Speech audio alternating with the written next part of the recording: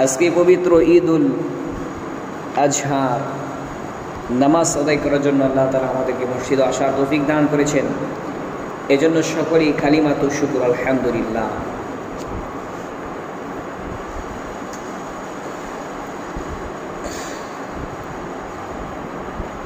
আজকের ঈদুল আজহা এই উম্মতের জন্য হযরত ইব্রাহিম আলাইহিস সালামের সুন্নাহ। আল্লাহর হাবিবের সাহাবীরা জিজ্ঞাসা করেন, এই কুরবানি ঈদ আমরা কিভাবে পাইলাম? ইব্রাহিম নবীর সুন্নত হিসেবে পাইলাম। এটা আমরা সবাই জানি। এই ঐতিহাসিক ঘটনাকে আমরা এই দিনে স্মরণ করি। আল্লাহ পাক রব্বুল আলামিন ইব্রাহিমকে একটি দুইটি নয় অনেকগুলো পরীক্ষা করেছিলেন। এর মধ্যে একটি পরীক্ষা হলো কুরবানির পরীক্ষা। আল্লাহ পাক রব্বুল আলামিন ইব্রাহিমকে ডাক দিয়ে বলেন, আল্লাহ সেটা সূরাতুল বাকারার 131 নম্বর আয়াতে বলেন, ইয ক্বালা লাহু রাব্বুহু আসলিম ক্বালা আসলামতু লিরাব্বিল আলামিন। আল্লাহ পাক রব্বুল আলামিন ইব্রাহিম আলাইহিস সালামকে ডাক দিয়ে, ইব্রাহিম আপনি আত্মসমর্পণ করুন, মহান আল্লাহর দরবারে আত্মসমর্পণ করুন। ইব্রাহিম আলাইহিস সালাম বলেন, আসলামতু লিরাব্বিল আলামিন, আমি বিশ্বজাহান প্রতিপালকের কাছে আত্মসমর্পণ করলাম। অর্থাৎ আল্লাহ পাক রব্বুল আলামিন আমাকে যে আদেশ করেন জীবন দিয়ে হলেও সে আদেশটা আমি পালন করব। আল্লাহ পাক রব্বুল আলামিন যে কাজ করতে নিষেধ করেন জীবন গেলেও এমন কাজ আমি কখনোই করব না। আমি বিশ্বজাহান প্রতিপালকের দরবারে আত্মসমর্পণ করলাম, নিজেকে সফল করে দিলাম। আল্লাহর আদেশ পালন করব, আল্লাহর নিষেধ থেকে বিরত থাকব, এর উপরে আত্মসমর্পণ করলাম। এরপরে ইব্রাহিম আলাইহিস সালামের সন্তানের বয়স যখন 9 বছরে উপনীত হয়, 8ই জিলহজ রাতের বেলায় স্বপ্ন দেখে আল্লাহ পাক রব্বুল আলামিন ইব্রাহিম আলাইহিস সালামকে বলেন, ইব্রাহিম আপনি আল্লাহ তাআলার নামে কুরবানি করুন। ইব্রাহিম আলাইহিস সালাম 8ই জিলহজ সকাল বেলা ঘুম থেকে জাগ্রত হয়, কিছু ধন সম্পদ আল্লাহর নামে সদকা করে দিলেন। রাতের বেলা যখন ঘুমাইলেন ইব্রাহিম আলাইহিস সালাম আমার স্বপ্নে দেখেন আল্লাহ পাক রব্বুল আলামিন ডাক দিয়ে, ইব্রাহিম মহান আল্লাহর নামে আপনি কুরবানি করুন। ইব্রাহিম আলাইহিস সালাম 9 জিলহজ সকালবেলায় ঘুম থেকে জাগ্রত হয়ে 100 উট আল্লাহর নামে কুরবানি করে দিলেন। এরপরে রাতের বেলা যখন আবার ঘুমাইলেন আল্লাহ পাক রব্বুল আলামিন ইব্রাহিম আলাইহিস সালামকে ডাক দিয়ে, ইব্রাহিম আপনার জীবনের সবচাইতে প্রিয় বস্তুটাকে আল্লাহর নামে কুরবানি করে দিন। ইব্রাহিম আলাইহিস সালাম 10ই জিলহজ ঈদের দিন, ওই দিনে ইব্রাহিম আলাইহিস সালাম ঘুম থেকে জাগ্রত হওয়ার পরে চিন্তা করে আল্লাহ পাক রব্বুল আলামিন বলেছেন সবচাইতে প্রিয় বস্তুটা কি কুরবানি করার জন্য চিন্তা করতে লাগলেন, আমার জীবনে সবচাইতে প্রিয় বস্তু কি? আল্লাহ পাক রব্বুল আলামিন ইব্রাহিম আলাইহিস সালামকে 120 বছর বয়সে সন্তান ইসমাইলকে দান করেছিলেন। এই সন্তানটাকে ইব্রাহিম আলাইহিস সালাম নিজের জীবনের চাইতে বেশি ভালোবাসেন এবং নিজের জীবনের মধ্যে সবচেয়ে প্রিয় বস্তু হলো তার সন্তান ইসমাইল। বুঝতে পারলেন যে আল্লাহ পাক রব্বুল আলামিন চাইতেছেন ইব্রাহিম যেন তার নিজের সন্তান ইসমাইলকে আল্লাহর নামে কুরবানি করে দেয়। এজন্য ইব্রাহিম আলাইহিস সালাম সন্তানের কাছে সকালবেলা কয়ে গিয়ে বলেন, সন্তান ইসমাইলকে ডাক দেব, ইসমাইল চলো আমার সঙ্গে, চলো আমার সঙ্গে চলো, আমি এক বাদশার দরবারে দাওয়াতে যাব, চলো আমার সঙ্গে চলো। দাওয়াতের কথা শুনি ইসমাইল আলাইহিস সালাম মা হাজেরার কাছে গিয়ে কয়, আব্বা বলছে আমারে দাওয়াত নিয়ে যাব, আব্বা বলছে আমাকে দাওয়াতে নিয়ে যাইবে। আমি আব্বার সঙ্গে দাওয়াতে গেলাম। তখন হাজেরা বলে, ইসমাইল তোমাকে আমি প্রস্তুত করে দেই, ভাও করে দেই, তোমাকে আমি সাজাইয়া গুছাইয়া দেই। হাজেরা তখন নিজের হাতে ইসমাইলকে গোসল করাইলেন, নতুন কাপড় পরিধান করাইলেন।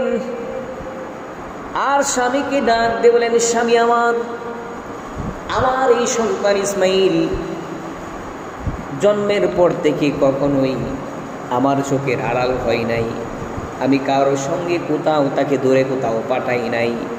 আজকে আপনি তাকে নিয়ে কোন বাসার বাড়িতে যাবেন দাওয়াত খাওয়ার জন্য, আপনি নাকি তাকে নিয়ে কোন বাসার বাড়িতে যাবেন দাওয়াত খাওয়ার জন্য।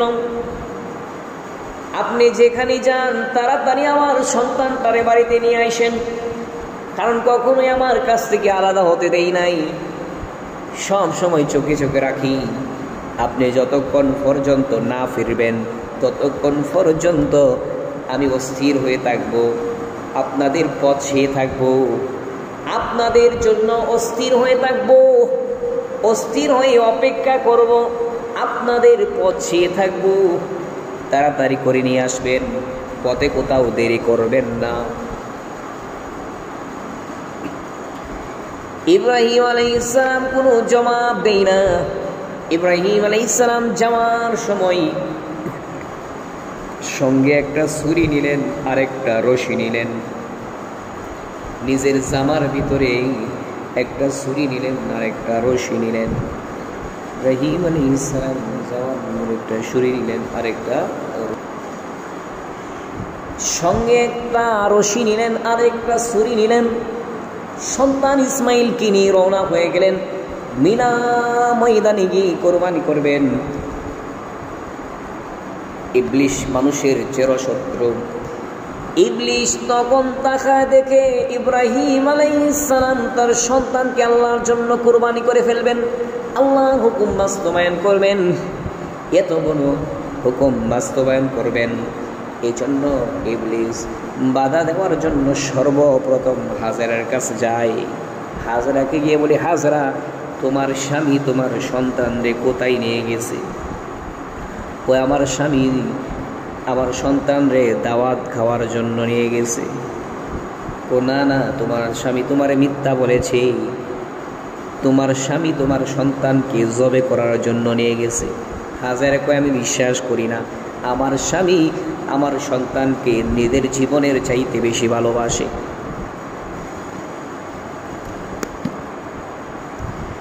আমার স্বামী আমার সন্তানকে নিজের জীবনের চাইতে বেশি ভালোবাসে। হাজেরা কয়, আমি বিশ্বাস করি না। ইবলিশ তখন হাজেরাকে বলে, ও হাজেরা, এমনি এমনি তোমার স্বামী তোমার সন্তানকে জবে করার জন্য করবে না, বরং মহান আল্লাহ তোমার স্বামীরে নির্দেশ দিয়েছেন যেন আল্লাহর নামে তোমার সন্তানটারে জবে করে কোরবানি করে দেয়। এই জন্য তোমার স্বামী তোমার আদরের সন্তানটারে নিয়ে গেছে। হাজেরা কি চমৎকার জবাব দেয়। হাজেরা বলেন, যদি আমার স্বামী আল্লাহর জন্য আমার সন্তানকে কোরবানি করে দেয় এতে আমার কোনো আপত্তি নাই, বরং আমি আল্লাহ তাআলার উপরে পূর্ণ সন্তুষ্ট।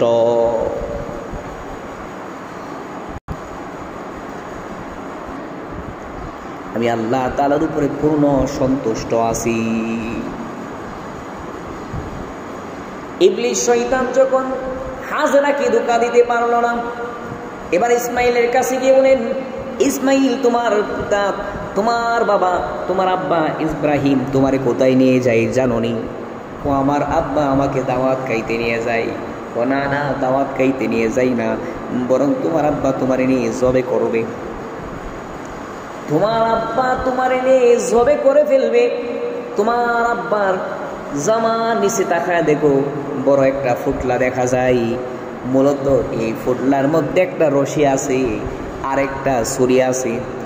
তোমাকে মিনা প্রান্তরে নিয়ে তোমার হাত পা গুলো বেঁধে তোমার গলার মধ্যে ছুরি চালাইবে। তাড়াতাড়ি করে যদি তুমি কোরবানি হওয়া থেকে বাঁচতে চাও তাহলে তাড়াতাড়ি সেখান থেকে পলায়ন করো। কোনোভাবে বিশ্বাস করি না আমার পিতা আমাকে নিজের জীবনের চাইতে বেশি ভালোবাসে, কখনোই আমার আব্বা আমাকে কোরবানি করতে পারে না, আমি এটা বিশ্বাস করি না। ওই আল্লাহ হুকুম দিয়েছেন তোমাকে জবে করার জন্য, এই জন্য তোমার আব্বা কোরবানি করবেন। ইসমাইল জবাব দেয়, ছোট্ট ইসমাইল চমৎকার জবাব দেয়, আল্লাহ পাক রব্বুল আলামিন যদি আমাকে বলে, আল্লাহ যদি আমাকে জবে করার জন্য বলে, আমি মহান আল্লাহর জন্য কোরবানি হতে প্রস্তুত, আমি মহান আল্লাহর জন্য কোরবানি হতে প্রস্তুত আছি। ইব্রাহিম প্রস্তুত আছি। ইবলিশ ইসমাইলের কাছ থেকে ব্যর্থ হয়ে ইব্রাহিমের কাছে গেলেন, ইব্রাহিমকেও ধোঁকা দিতে পারল না। তখন ইব্রাহিম আলাইহিস সালাম যখন মিনা প্রান্তরের কাছাকাছি চলে গেলেন, যখন মিনা প্রান্তরের কাছাকাছি চলে গেলেন তখন তার সন্তানকে ডাক দেয়, ওই সন্তান আমার, ইয়া বুনাইয়া ইন্নী আরা ফিল মানাম ইন্নী আযবাহুকা ফানজুর মাযা তারা, আমি স্বপ্নে দেখলাম মহান আল্লাহ আমারে নির্দেশ দিয়েছেন আমি যেন তোমাকে জবে করে ফেলি, এতে তোমার কি অভিমত? قال يا أبت افعل ما تؤمر ستجدني إن شاء الله من الصابرين। এবার ডাক দিয়ে বলে, ইসমাইল কই, মহান আল্লাহ যদি আপনাকে নির্দেশ দিয়ে থাকে চিন্তা ফিকিরের কি প্রয়োজন? ইয়া আবাতি ইফআল মা তু'মার, মহান আল্লাহ যা নির্দেশ দিয়েছেন আপনি তা পালন করুন। সাতাজিদুনি ইনশাআল্লাহি মিনাস সাবিরিন, অবশ্যই আপনি আমাকে ধৈর্যশীলদের কাতারে দেখতে পাবেন।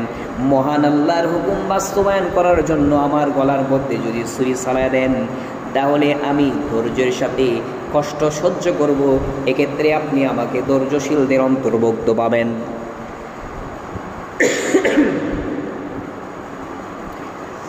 এবার ইসমাইল আলাইহিস সালাম তার পিতা ইব্রাহিমকে ডাক দিয়ে কই, এক্ষেত্রে বাবা আমার তিনটা ইচ্ছা আছে, যেহেতু আপনি আমাকে আল্লাহর নামে কোরবানি করে দিবেন, আমার জীবনের শেষ তিনটা ইচ্ছা আছে।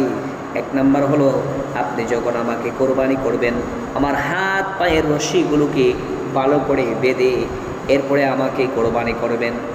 আমার হাত পায়ের রশি যদি খোলা থাকে জবে করার সময় হতে পারে যন্ত্রণার কারণে আমি হাত পাও নাড়াচাড়া দিয়ে আপনাকে কষ্ট দিতে পারি, মহান আল্লাহর হুকুম বাস্তবায়ন করার ক্ষেত্রে আমি ব্যাঘাত ঘটাইতে পারি, এজন্য আপনি দয়া করে আমার হাত পাগুলো ভালো করে বেঁধে নেবেন।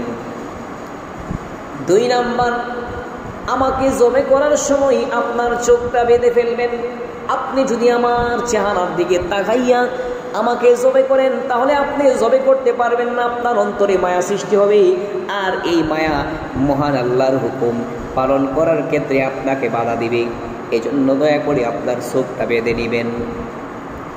3 নাম্বার, আমার ইচ্ছা হলো আমাকে কোরবানি করার পরে আমার রক্তমাখা জামাটা আমার আম্মার কাছে নিয়ে যাইবেন। আসার সময় আমার আম্মার কাছ থেকে চিরবিদায় নিতে পারি নাই, আমার আম্মা আমার পথে বসে আছে, এজন্য আমি জন্মের পর থেকে কখনোই আমার মা থেকে আলাদা হই নাই। আজকে অনেক দূরে চলে আসছি, আমার মা আমার জন্য চিন্তিত। আসার সময় বলছি যতক্ষণ পর্যন্ত আমি বাড়িতে না যাব ততক্ষণ পর্যন্ত তিনি অস্থির হয়ে আমার জন্য অপেক্ষা করবেন। ওগো আব্বা, দয়া করে আপনি আমার জামাটা আমার মায়ের কাছে দিয়ে দিবেন, যেন আমার আম্মা আমার রক্তমাখা জামাটা দেখি সান্ত্বনা লাভ করতে পারে, এজন্য আপনি আমার মায়ের কাছে আমার এই জামাটাকে ফিরাইয়া দিবেন।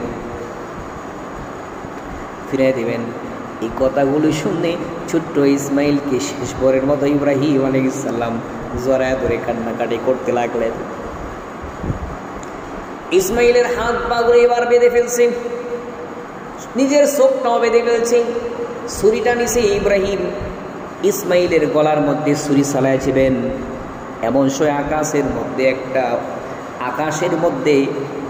আকাশের ফেরেশতারা এই দৃশ্যটা দেখে তাদের চোখের পানিগুলো ছেড়ে দিয়ে পাগলের মধ্যে আল্লাহ তাআলার দরবারে ডাক দিতে শুরু করে দিলেন।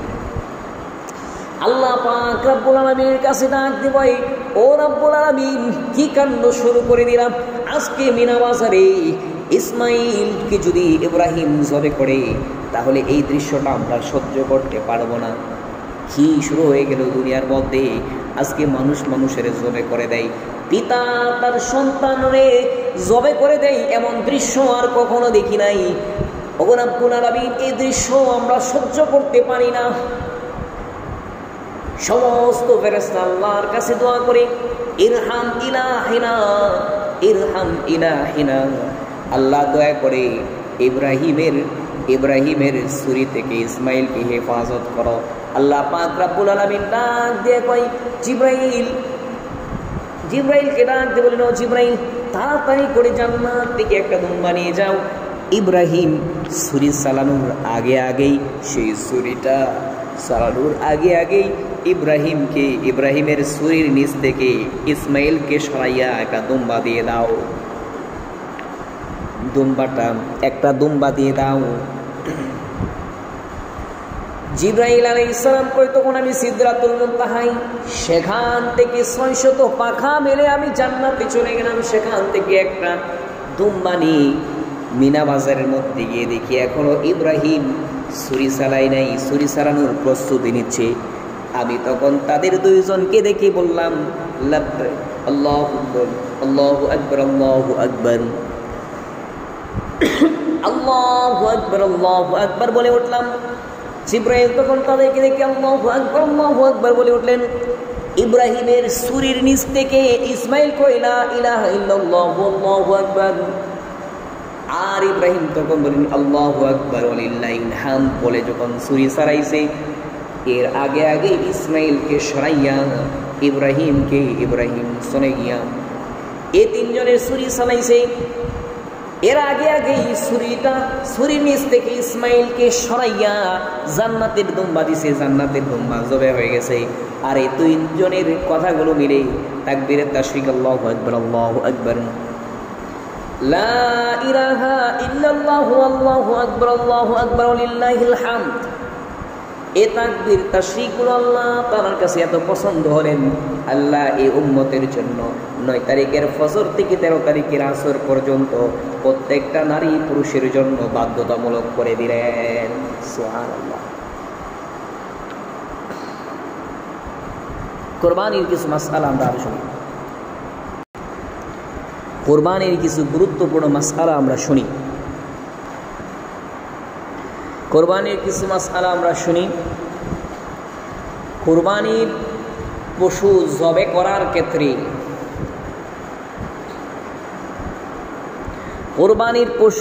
করার ক্ষেত্রে আমরা 5টি মাসআলা শুনি। 1 নাম্বার,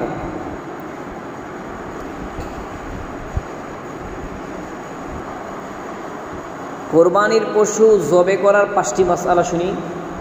এরপরে গোশত সম্পর্কে আমরা 5টা মাসআলা শুনি। এরপরে আমরা চামড়া সম্পর্কে 2টা মাসআলা শুনব। এই মোট 13টি মাসআলা আমরা শুনি। 1 নাম্বার, জবে করার ক্ষেত্রে 1 নাম্বার মাসআলা হলো, সবচেয়ে উত্তম হলো নিজের কোরবানিকে নিজের হাতে জবে করা, এটা সবচেয়ে উত্তম। যদি নিজেরা জবে করতে না পারি, জবে করার সময় আমরা সেখানে উপস্থিত থাকবো, এটা উত্তম। আর কোরবানি পশু নিজেরা জবে না করে যদি অন্য যে কোনো কাউকে দিয়ে জবে করায়, সেক্ষেত্রে ইমাম সাহেব হোক, মহল্লার অন্য যে কোনো কেউ হোক, যারাই কোরবানির পশুকে জবে করবেন তাদেরকে বিনিময় দিতে হবে। তাদেরকে বিনিময় হিসেবে অবশ্যই টাকা দিতে হবে। ঘুষ তো দেন আর না দেন এটা অন্য ব্যাপার, তবে অবশ্যই টাকা দিতে হবে, না হলে কোরবানি হবে না। আগেই বলছি, সবচেয়ে উত্তম হলো নিজের হাতে নিজে কোরবানি দেন। এটা কঠিন ব্যাপার, কঠিন কোনো কাজ না, এটা সহজ একটা কাজ। শিখে নেবেন আস্তে আস্তে আপনারা, নিজের একটা নিজের কোরবানি দেবেন, এটাও সবচেয়ে উত্তম। নিজেরা না দিয়ে অন্য যে কোনো কাউকে দিয়ে আপনারা কোরবানি দেন, অবশ্যই তাকে বিনিময় হিসেবে কিছু টাকা দিতে হবে, নির্ধারিত নয়। যে যত টাকা মনে চাই তত টাকা আপনাকে অবশ্যই দিতে হবে, না হলে আপনার কোরবানি হবে না। এটাই ফতোয়া কিতাবের মধ্যে লেখা আছে, সমস্ত উলামায়ে কেরামের ব্যাপারে একমত। 2 নাম্বার, কোরবানির পশু জবে করার ক্ষেত্রে আমরা জবে করার সময় দোয়া পড়বো, বিসমিল্লাহি আল্লাহু আকবার বলে জবে করে দেব। এক্ষেত্রে আরেকটা দোয়া আছে, বিসমিল্লাহি আল্লাহু আকবার ছাড়াও আরেকটা দোয়া আছে, আল্লাহুম্মা তাকাব্বাল মিন্নি কামা তাকাব্বালতা মিন হাবিবিকা মুহাম্মাদিন সাল্লাল্লাহু আলাইহি সাল্লাম ও খলিলিকা ইব্রাহিম আলাইহিস সালাতু ওয়াস সালাম। আল্লাহ আমাদের কুরবানিকে কবুল করে নাও, যেভাবে তুমি তোমার হাবিব, তোমার বন্ধু মুহাম্মদ সাল্লাল্লাহু আলাইহি সাল্লামের কুরবানিকে কবুল করেছো, যেইভাবে তুমি তোমার খলিল, তোমার বন্ধু ইব্রাহিম আলাইহিস সালামের কুরবানিকে কবুল করেছো, সেইভাবে আমাদের কুরবানিকে কবুল করে নাও। এই দোয়াটা আমরা করব। যদি আমরা নিজের পশু নিজে জবে করি, আল্লাহুম্মা তাকাব্বাল মিন্নি বলবো। আর যদি আমরা কয়েকজন থাকি, কয়েকজন শরীকে কুরবানি করে, তাকাব্বাল মিন্না হবে। আর অন্য কারোর জন্য কুরবানি করে দিলে আল্লাহুম্মা তাকাব্বাল মিনহুম হবে। এখানে কয়েকটা দোয়াটা একটু পরিবর্তন হবে। এটা কুরবানিকারীর, কুরবানি পশুর যিনি কুরবানি করছেন তার স্তর অনুযায়ী দোয়াটা একটু পরিবর্তন হবে। যারা পারি, না পারলেও সমস্যা নেই, শুধু বিসমিল্লাহি আল্লাহু আকবার বলে কুরবানি করে দিলে চলবে। জবে করার ক্ষেত্রে 3 নম্বর মাসআলা, কুরবানির পশুকে জবে করার ক্ষেত্রে আগে আমরা ছুরিটা ভালোভাবে দাঁড় করে নেব, যেন খুব সহজেই কুরবানি করতে পারি। কুরবানির পশুর যেন কষ্ট না হয়, এদিকে আমরা খেয়াল করব। এবং একটা পশুকে, যারা 2টা গরু কুরবানি করব, একটাকে পাশে রেখে আরেকটাকে কুরবানি করব না, আড়াল করে, একটাকে আড়াল করে কোনো কুরবানির পশুর সামনে আরেকটা কুরবানি পশুকে জবে করা এটা নিষেধ। এবং জবে করার পরে আমরা তাড়াতাড়ি দম দেওয়ার জন্য গলার মধ্যে ঘাই দিব না, এটা নিষেধ। কোরবানির পশুকে কষ্ট দেওয়া হয়, এটা হারাম, কখনোই এরকম করব না। এবং কোরবানির পশু দম যাওয়ার আগে চামড়া ছেলানোর কাজে আমরা ব্যস্ত হব না। ভালোভাবে দম যাওয়ার পরে এরপরে চামড়া ছেলানো শুরু করব। কোরবানির পশু জবে করার ক্ষেত্রে 3 নম্বর মাসআলা, 4 নম্বর মাসআলা, আমরা বিসমিল্লাহি আল্লাহু আকবার বলে জবে করব। তবে কেউ যদি বিসমিল্লাহি আল্লাহু আকবার বলতে ভুলে যায় জবেকারী, তাহলে সেক্ষেত্রে যদি ভুলে হয় তাহলে কোনো সমস্যা নেই, কুরবানি হয়ে যাবে। আর যদি ইচ্ছাকৃতভাবে সে বিসমিল্লাহ বলাকে ছেড়ে দেয়, তাহলে সে কোরবানি হবে না। বলে ছেড়ে দিলে কোরবানি হয়ে যাবে, কারণ আল্লাহ রাসূল বলেন, রুফিয়ান উম্মতি খাতা ওয়া নিসিয়ান, আমার উম্মত থেকে ভুল ভ্রান্তি এগুলোকে ক্ষমা করে দেওয়া হয়েছে। সুতরাং বলে বিসমিল্লাহ ছেড়ে দিলে কোনো সমস্যা নেই, কোরবানি হয়ে যাবে। জবে করার ক্ষেত্রে 4 নম্বর মাসআলা। 5 নম্বর মাসআলা, কোরবানির পশু জবে করার পরে যে রক্ত প্রবাহিত হয়, সেই রক্ত দিয়ে আমরা হাতে পায়ে লাগানো, কেউ মুখে লাগায়, অনেকে মনে করে এটা ঔষধ হিসেবে ব্যবহার করে, এবং অনেকে ইবাদত মনে করে। ইবাদত মনে করলে এটা গুনাহ হবে। কোরবানির পশুর রক্ত দিয়ে এই হাত ধোয়া, পাও ধোয়া, মুখ ধোয়া, এটা কোনো শিফা হতে পারে না, কারণ কোরবানির পশুর রক্ত নাপাক। এই নাপাক জিনিস দ্বারা কোনো চিকিৎসাও হতে পারে না। এগুলো আমরা পরিহার করে চলব। এবং কোরবানির পশুর গোশতের ক্ষেত্রে আরও 5টা মাসআলা শুনি। 1 নম্বর মাসআলা, আমরা যারা অংশীদারি কয়েকজন মিলে একটা গরু কোরবানি দিই, এই অংশীদারিত্বের সাথে কোরবানি দিই, শরীকে কোরবানি দিই, অবশ্যই আমরা মাংস কাটাকাটির পরে মাংসগুলো আমরা একবারে ভাগ করে নিয়ে যাইব। এবং আমরা মাংসগুলি ফাল্লা ফাত্তর দিয়ে ওজন করে নিব। মিটার মাপের মধ্যে একটু ভেজাল আছে। একবারে পিওরভাবে যদি মাপতে চাই তাহলে ফাল্লা ফাত্তর হলে সবচেয়ে সুন্দর হয়। একটা গোশত কেউ ইচ্ছাকৃতভাবে যদি নেই, অতিরিক্ত নেই, তাহলে তার কোরবানি হবে না। যে নেবে তার কোরবানি হবে না, দিতেও পারবেন না, নিতেও পারবেন না, অতিরিক্ত কোনো গোশত দেবেন না। 2 নম্বর আরেকটা মাসআলা, অংশীদারির সাথে কোরবানি দেওয়ার ক্ষেত্রে মনে রাখবেন, আপনারা সমাজের মধ্যে গোশত বিলানোর জন্য আগে থেকেই আমরা গোশতগুলোকে একটা ভাগ করে আলাদা রেখে দেয় অনেক সময়। অনেক এলাকার মধ্যে এরকম সিস্টেম আছে, অংশীদারি হিসেবে কুরবানি দেয়, যে মনে করছি যে আমরা পৃথক পৃথক না দিয়ে একটা ভাগ আলাদা রেখে দেয়, বন্টন করে লাগে। যদি এরকম করে তাহলে কুরবানি হবে না। আমরা আলাদাভাবে সমাজের জন্য গোশত রাখবো না, নিজেরা নিজেদের গোশত ভাগ করে নিয়ে বাড়িতে নেওয়ার পরে আমরা দিব, এটা সবচেয়ে ভালো। আর না হয় আমরা ভাগাভাগি করার পরে সেখান থেকে কিছু গোশত রেখে দিতে পারি।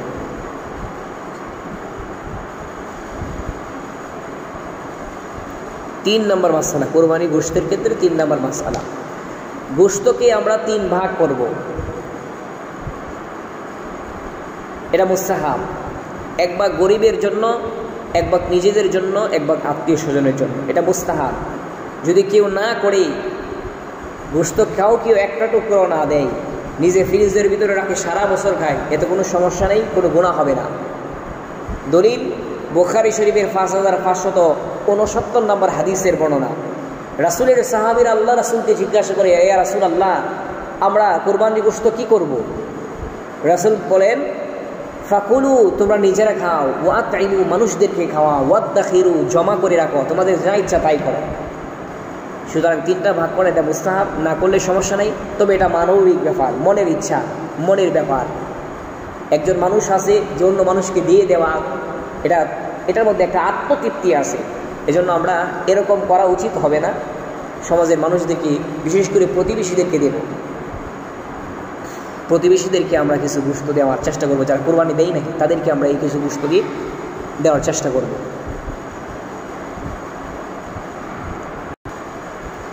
কিন্তু যারা কোরবানি গোশত নেওয়ার জন্য আসে, এটা এক ধরনের ব্যবসা এখন শুরু হয়ে গেছে।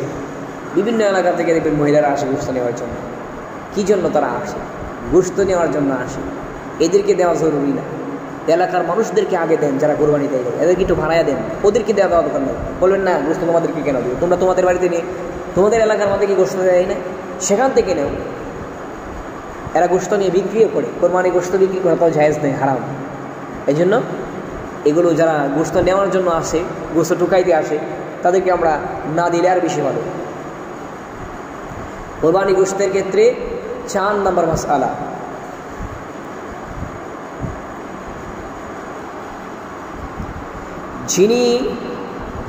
যারা কোরবানি গোশত প্রস্তুত করে দিবেন এবং উনি কোরবানির মধ্যে অংশীদার না থাকে, তাহলে অবশ্যই ওনাকে পারিশ্রমিক হিসেবে টাকা দিতে হবে। নাহলে শুধু গোশত দিয়ে পারিশ্রমিক দিলে কোরবানি হবে না।